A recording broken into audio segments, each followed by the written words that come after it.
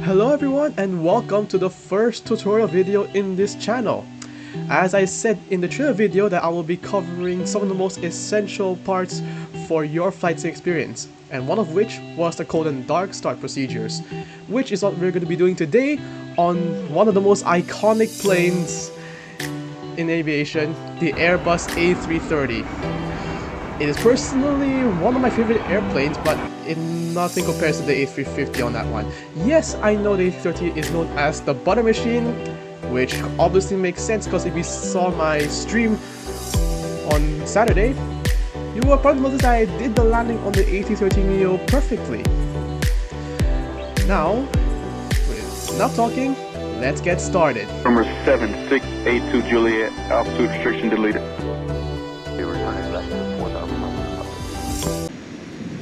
Now, coming to you live right here on JFK. It's one of the most good looking airports. Actually, this is a scenery mod, as you can see from that SkyTrain over there.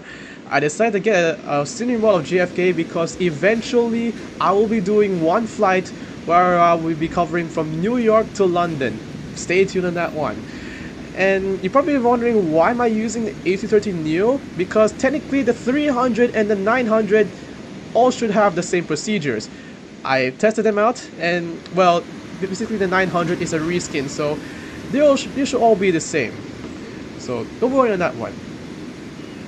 Now, first thing you do is, well, obviously get to the cockpit, and well, you see everything is off right here. Don't worry on that one, because we're gonna go up to the overhead panel, and the first switches you want to press is batteries 1 and 2. Also, don't forget to turn on the APU battery, not unless if you're running a GPU, which, when it says available, you can turn on that one. And next thing is, you're gonna have to turn off everything that has this illuminating sign, which means any sign that you see it's off, you have to remove that one. So, like say fuel tanks, you can calm that on. Technically, the fuel tanks is optional. I will usually suggest that you probably activate it once you're on pushback. But if you're a forgetful person, then it's best you also turn on the fuel tanks as well. We'll also turn on the galley and the commercials, ventilations. These can also be on. Yes, they might show a fault, but just let it be. Flight controls, we obviously need those. ADIRUs, now this is where is one of the most important parts, because you're gonna have to set it to nav, and all three has to be on nav: passenger systems and passenger satcom. Now, that's one part done. And also you need to arm the emergency lights, and if you want to do realism like me, you can also turn on the seatbelt signs as well. As it happens, this Delta A330 also has passenger announcements. I can hear from the background. Anyways, you might be seeing that there's this call thing. Don't worry on that one. You can either leave it, or if you're really getting OCD by it, you can just go via the air traffic control ATC. But we're not covering the air traffic control ATC simulator for now. Alright, everything should be done here on the overhead panel. Pretty much simple. Alright, so unlike any other payaway aircraft, this Laminar A330 has technically everything like set up, like the no need to wait for the IRSs to align. You can switch between the modes if you like. I usually prefer ARC. Oh shit, never mind, I take it back. I think the ATC is saying on an ATIS, which I can probably try muting that for now, because too much noise. Anyway, now we're going down to the MCDU, or otherwise known in Boeing terms, the FMC. You can either do it like this way, or if you really want to handle all the buttons over here, you can just press that back. But in this case, we're gonna do it over here. Check database cycle. We don't need to know on that one. I mean, technically, this whole nav data is based on whether you subscribe to Navigraph or not. But even if you don't subscribe to Navigraph, that's okay. You don't have to worry on that one. Well, anyway, we're getting into it. So first thing I want to go is the initial page. So there are two things you can either do. You can either place your origin and destination from the from/to, or if you have a loaded flight plan, in which case I did for the sake of this video, we're gonna load up that one in the core RTE. So in which case you have to type down the file name. So I'm using this as an example. So park.kjfk, and our destination is London Heathrow. You might see that I'm not putting any of the spaces because like I've set the file name like that, 01. So in this case, in this one, you can either put KJFK or London / London Heathrow onto this one. Ignore the 01. But if you are someone who does flight plans via SimBrief, you can type this whole file down, or you can just rename it to anything you like. So we're gonna put this on the code RTE. Now you might see this error message. That's because the error racks differ from Explain and SimBrief. Don't worry on that one. The flight plan overall should be loading up just nicely. If you can just try zooming out. But I think for now we're as you can see on the navigation, you can see there's the first point Greggy at heading 035. That's when you know that the whole flight plan has been loaded. Anyway, going back to the MCDU, flight numbers, you're gonna be just fill all the blanks. So in your case, Dallas 900, which is the flight number which we are gonna be using as a sample, and choosing flight level. Now, here's what I mentioned back then in the Cathay video, is that the A330 has some bugs, especially the laminar one, where let's say you kind of want to climb to flight level 390. Oh, surprisingly, that actually happens. But there are some cases where I think depending on how you load the airplane, or it's an overall bug where you can't even climb up to flight level 390, let alone flight level 400, because technically the A330's max cruising altitude is around flight level 410. But let's see if I can try to type on flight level 410. As you can see, there's bug says cruise flight level above max flight level. So sometimes that actually happens. Sometimes your flight plans have flight level 410. In that case, you just try to go down to it, like at least the best one. In which case, well, not flight level 930. That thing we're going to space at that point. But since we're on the flight plan today, according to the flight plan on SimBrief, we're going to flight level 370, which is nowhere else in that one. Now, this is up to you if you want to file in the climb/win. In which case, since I have SimBrief, I should be able to fill in that one. Average wind 260/258. So 260/58. Yeah, you can do it in that one. Next phase, descent winds. We technically don't have that on the SimBrief. I'll probably look into that one when I download the PDF. But let's leave that up for now. Now, you can check whether if you have your marks set and all. But if you download the flight plan without SIDS or stars, it is best recommended that you try setting a departure runway and a SID.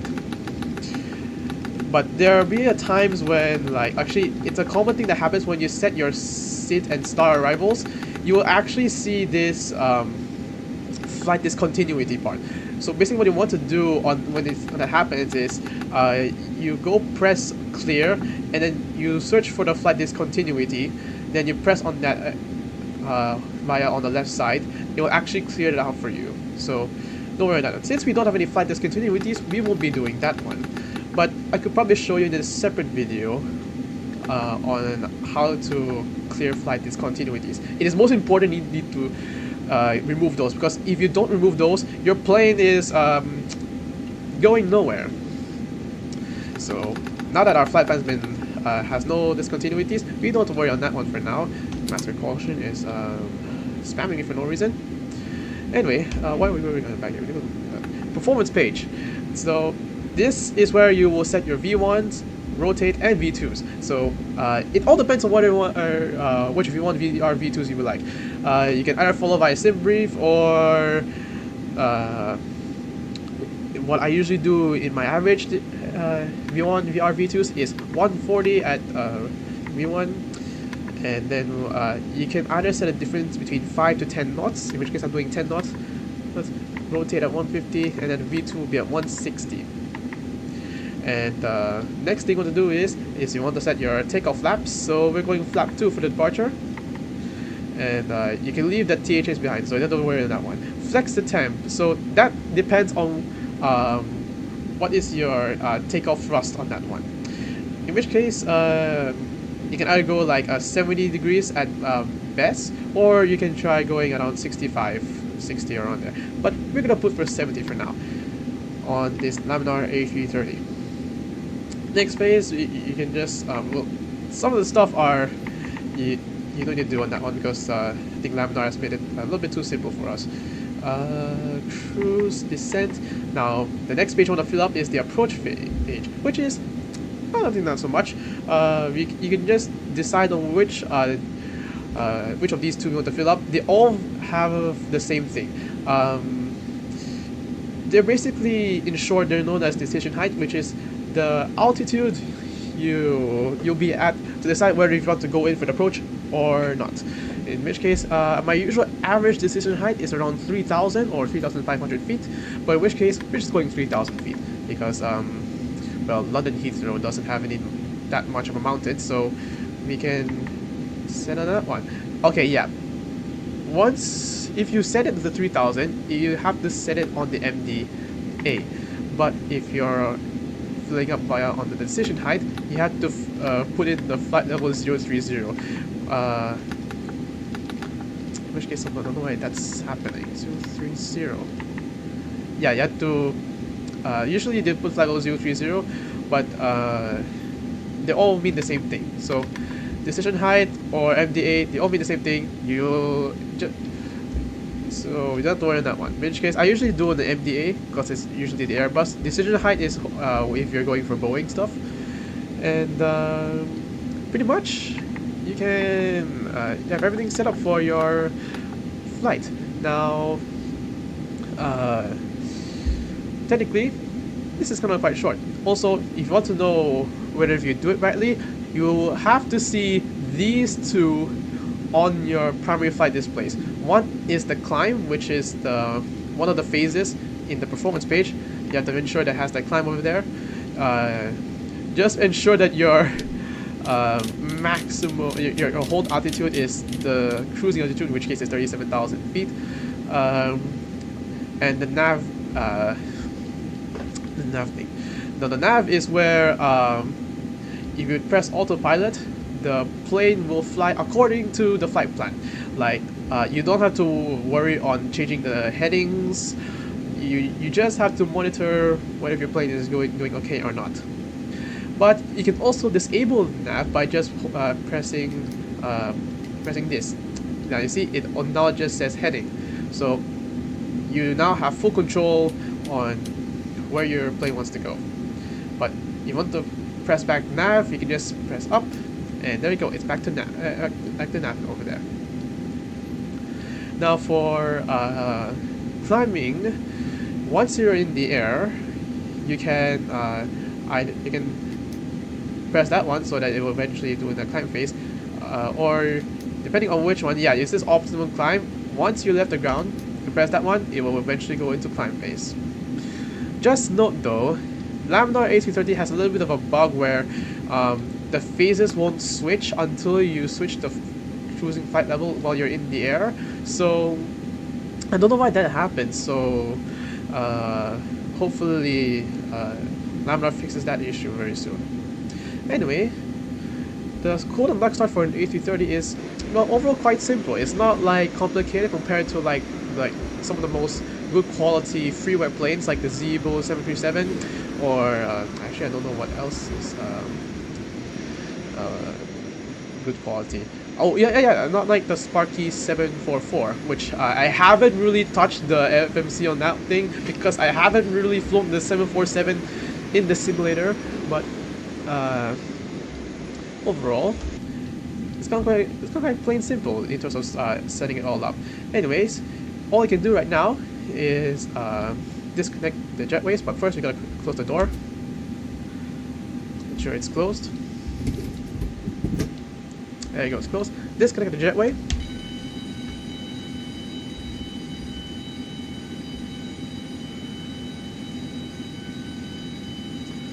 There you go. Once it's disconnected, you can call in for pushback. Now, there are two kinds of pushback you can do.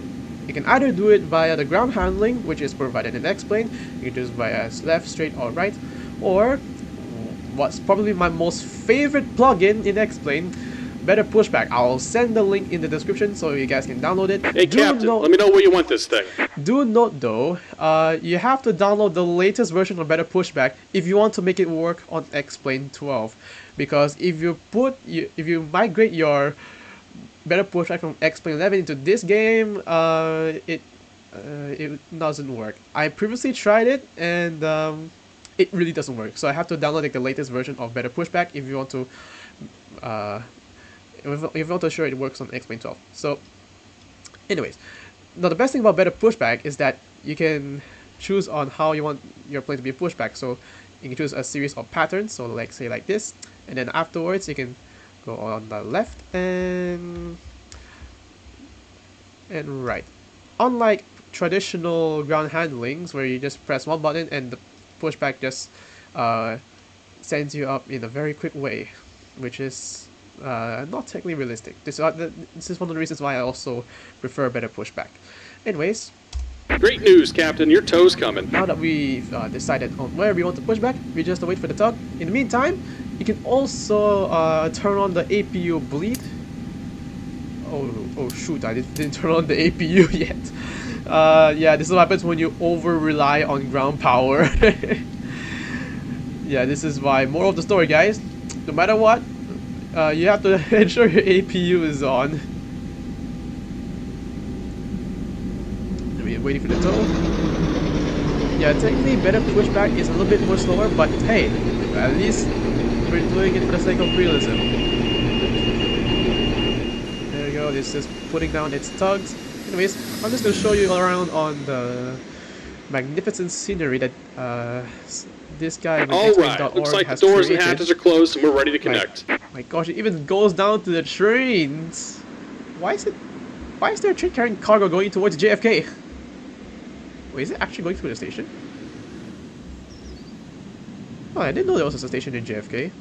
For those in US, can you let me know whether there's actually a subway train that goes directly in JFK? Because if it is, I am really, really impressed. Yeah, it's really magnificent. Thanks to the person who made this such a magnificent scenery for JFK. Anyways, I think we should be up and ready for pushback. Just trying to find where my plane is. I think that's the one. Welcome aboard, Captain. Oh wait, no. Tow's connected, bypass pins inserted. Ah, well, Go and kill the parking brake when you're ready to go. Okay, now we're ready for pushback. Release the parking brake. You can either press V or B. All leads the same thing.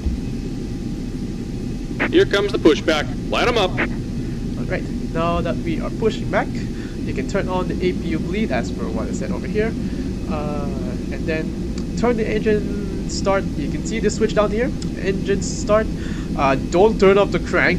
Go to ignition start. And then you can either start either engine number 2 or 1, or you can just start them up all together simultaneously. But for sake of realism, we're gonna start engine number 2 first.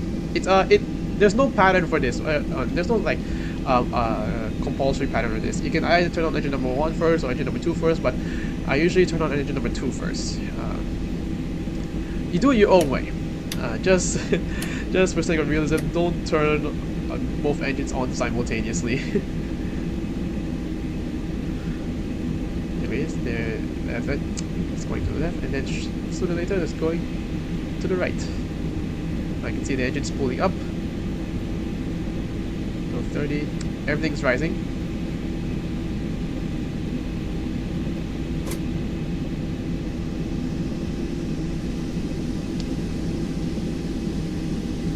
Once it reaches about like 370 around there, you can then start up engine number 1. Alright, that means engine 2 will start up. Let's start up engine number 1.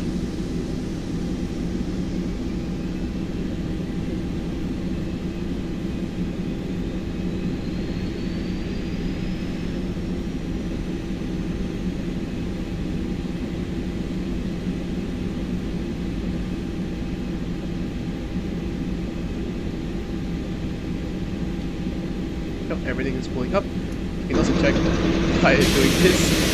You're like, yep, that's spinning. Spinning means it's starting up.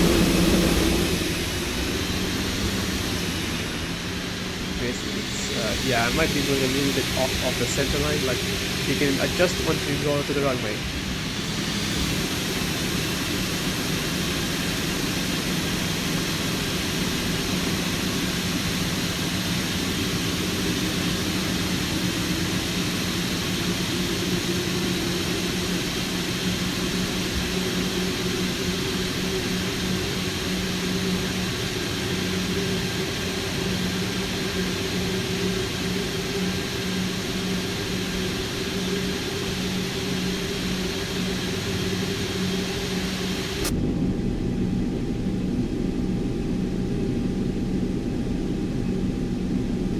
Anyways, everything started up. Now I can set the parking brake on. Once it's done adjusting, I'll just put on the parking brake for now. Yeah, sometimes better pushback has that bug where though you completed the path, you have to wait until it says something. Or you can just manually say wait. Also doesn't work.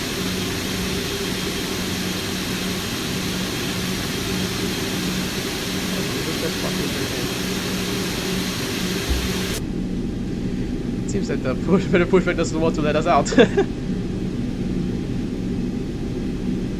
Yeah, sometimes bugs like this do happen with better pushback, and all you can do is just wait until the tug goes off.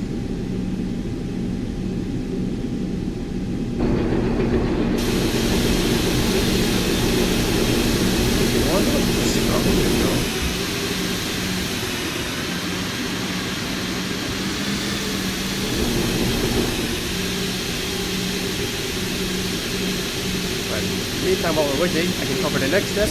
Okay, now this step is optional for you, but if you are fuel saver, you can turn off the bleeds and turn off the APU. Don't worry, everything will not be shut down as all the power will be now run by the engines. This is one of few aircrafts that can run power as engines. With these engines. I'm not sure if all planes can do that, but so far I've known the A330s and basically all the Airbus planes. And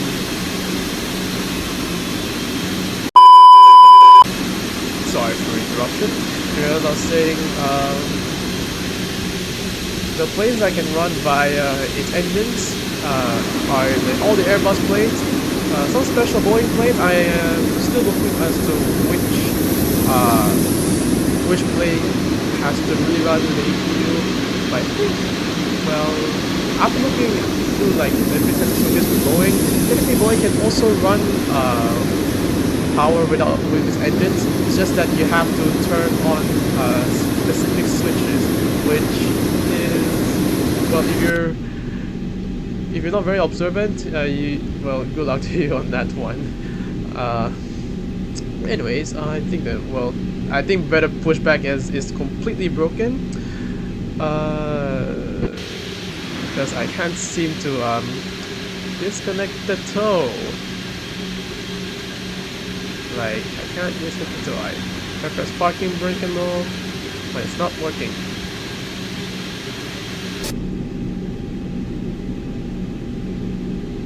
But anyways, that is all I have to cover for the cold and dark start procedure of the Laminar A330. I hope you guys enjoyed this video.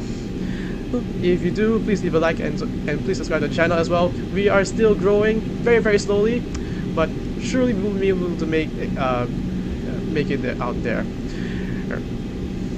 If you have any other aircrafts you'd like me to do a cold and dark start procedure, you can let me know down in the comments down below. And then I'll be quoting off for one of my favorite pilot YouTubers, Captain Joe. A good pilot is always learning. See you next time, guys. This is Make Aviation signing out.